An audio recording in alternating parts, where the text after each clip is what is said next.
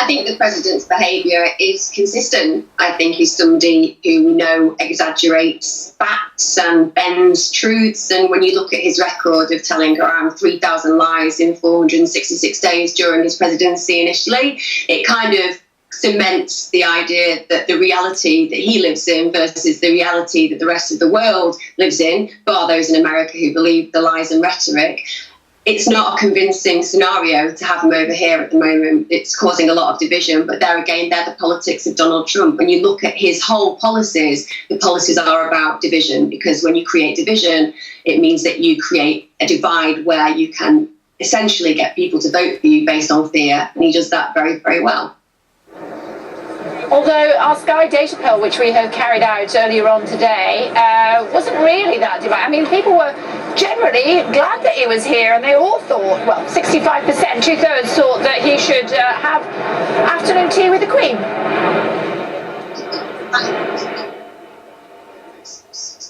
Perspectives and to be involved with the UK, that's something that we've offered an invite to for many different leaders, so I can completely understand why he's here. But I also think that as a British nation, we should be aware of how this plays out. When we look at the way he operates, he uses the Dunning-Kruger effect with his people. Basically, the people of America are not just misinformed, they're completely unaware that they're being misinformed. It's not the same in the UK. We appreciate that.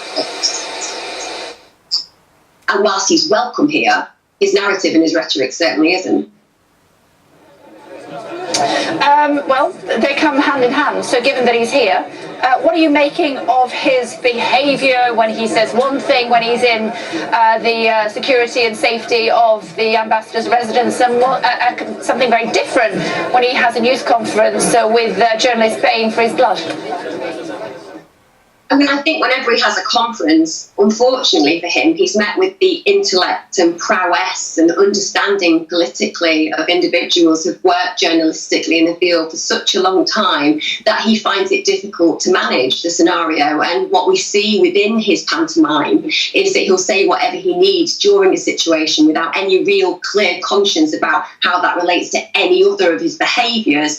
And actually, that's something that I think for anybody looking at him, it causes questions. But the bigger question, I'll be really honest, on a psychological level, the bigger question is this: why, in spite of all this, is there no relevance to the electorate? Why are they not, the people who voted him in, questioning how one person can sit and lie and tell a pack of untruths and be known and shown to do that and yet still retain votes? And I think that when you look at what he's done in America, he very much applies terror management theory and he applies hypersensitive threat theory, and that makes people follow him even though there's very little reason to do so. So in the UK, I think we're doing what we always do. I think we're an incredibly welcoming nation in spite of the protests. I think that he'll always be given an audience because that's what we do with our allies.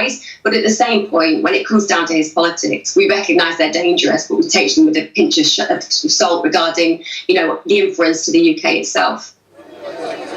Okay, I mean, I suppose his supporters would point to the fact that they would say that the economy in the United States is booming under President Trump, but that's a discussion for another day. Sadly, we are out of time. Come back and join us again soon. Thank you very much indeed. Thanks a lot.